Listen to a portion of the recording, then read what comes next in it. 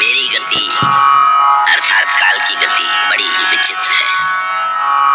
कभी कभी तो मैं स्वयं भी नहीं समझ पाता कि मैं परिस्थितियों को लेकर कहां, कब और कैसे जाऊंगा।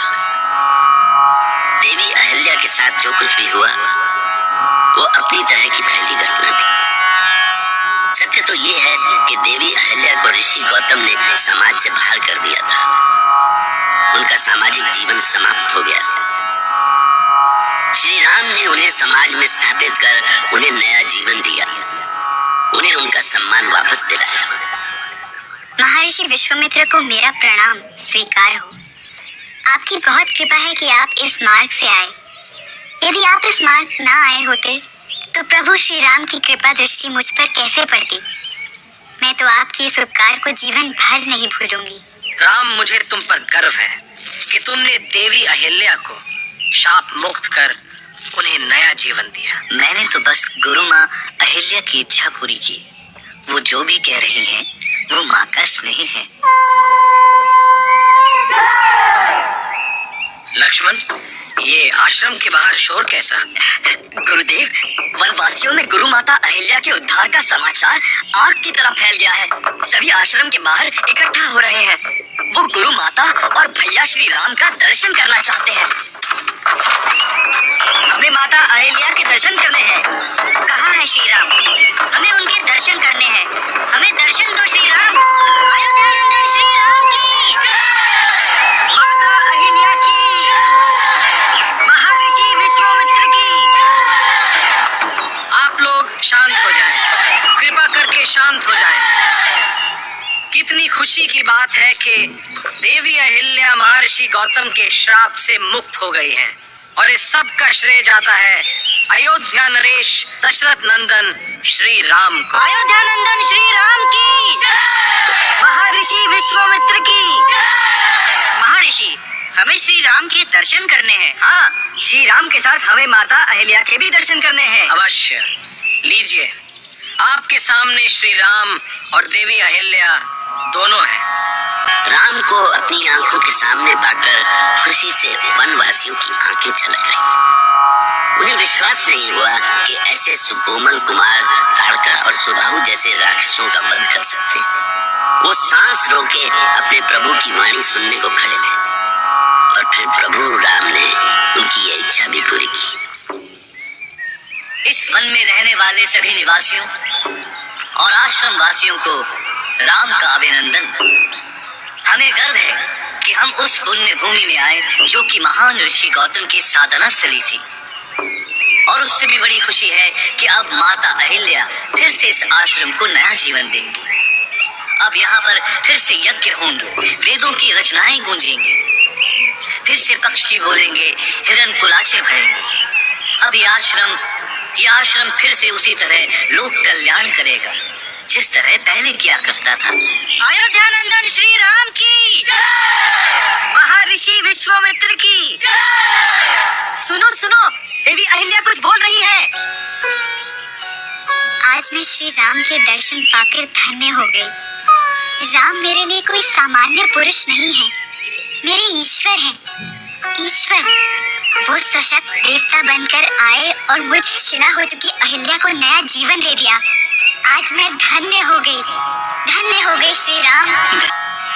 जैसा कि मेरे प्रभु श्री राम ने अभी कहा, यह आश्रम फिर से अपनी गरिमा को प्राप्त करेगा और इसके लिए मुझे आप सभी का सहयोग चाहिए। गुरु माता, आप जैसा कहेंगी वैसा ही होगा। हम सभी इस आश्रम को फिर उसी तरह जीवित करेंगे। हम इस आश्रम की गरिमा की रक्षा करेंगे। और इस तरह राम ने केवल अहिल्या को ही नहीं, उस आश्रम को भी जीवंत किया। वहाँ के निवासियों में जीवन के प्रति फिर से आशा का संचार हुआ। कुछ ही दिनों में आश्रम पेड़ पौधों, मोर और हिरणों से भर गया। उस स्थान का कायाकल्प करके राम और लक्ष्मण गुरु विश्वामित्र के साथ आगे जनकपुरी की ओर बढ़े। और देखिए कैसा सहयोग था कि आगे रास्ते में पतित पावनी माँ मंदाकिनी गंगा उनकी प्रतीक्षा कर रही थी।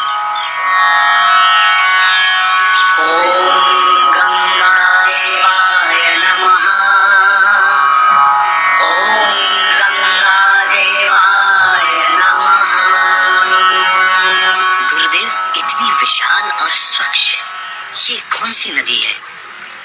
जाने क्यों उसे देखते ही मन को असीम शांति मिल रही है।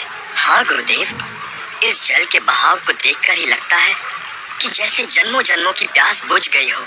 वत्स राम और लक्ष्मण, तुम दोनों ने सत्य कहा। ये नदी कोई सामान्य नदी नहीं है, ये पतित पावनी गंगा है। क्या ये सत्य है गुरुदेव कि मैं पतित पावनी गंगा के दर्शन कर रहा हूँ? हाँ राम, हम गंगा के ही दर्शन कर रहे हैं। गंगा के दर्शन मात्र से ही मुक्ति मिल जाती है। गंगे तव दर्शनात् मुक्ति। प्रभु राम माँ गंगा के दर्शन करते थकते ही न थे। उनका गंगा के लिए ऐसा निर्मल प्रेम देखकर गुरु ने गंगा अवतरण की कथा सुनानी शुरू की।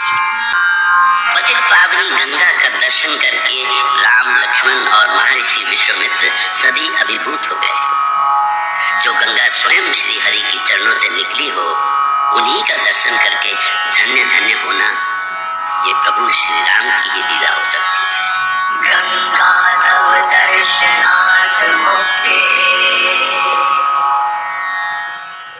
गुरुदेव, गंगा को पतित पावनी क्यों कहते हैं? हाँ, और गुरुदेव, आपने कहा कि गंगे तव दर्शनात् मुक्ति।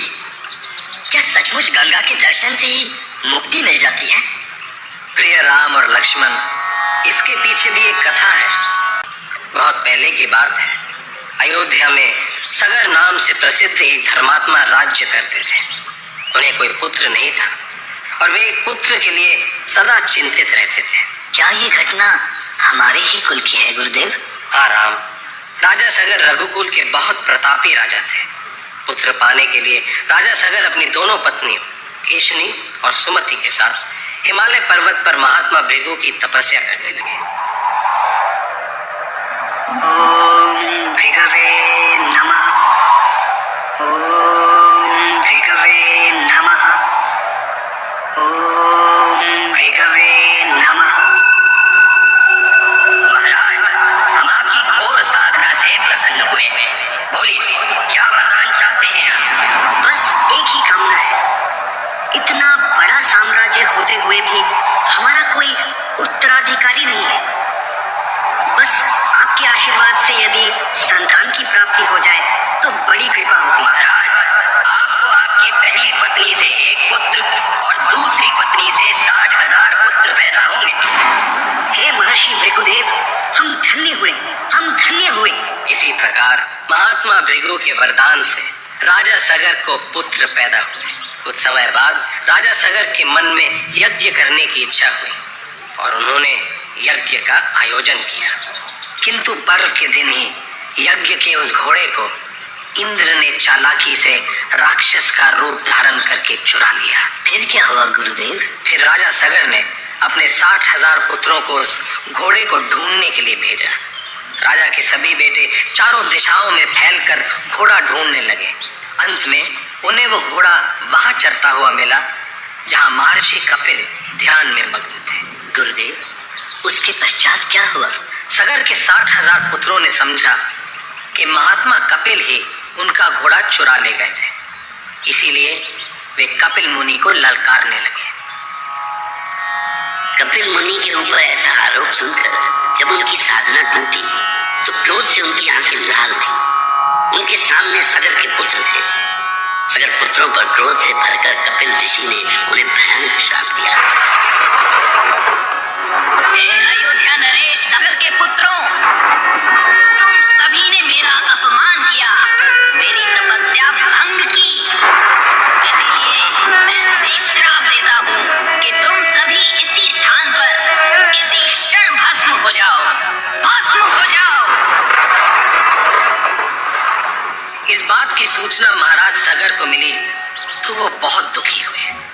उन्हें पता चला कि हिमालय की पुत्री गंगा ही उनके इन 60,000 पुत्रों का तर्पण कर इन्हें श्राप से मुक्त कर सकती है। पर संकट ये था कि गंगा को पृथ्वी पर कौन लाए। फिर गंगा को पृथ्वी पर कौन लाया गुरुदेव? बाद में महाराज सगर के कुल में ही भागीरथ नाम के प्रतापी राजा हुए। उन्होंने गंगा को पृथ्वी पर लाने का संकल्प किया और इसके लिए वो घोर तपस्या करने लगे। ओम गंगा देवाय नमः। ओम गंगा देवाय नमः।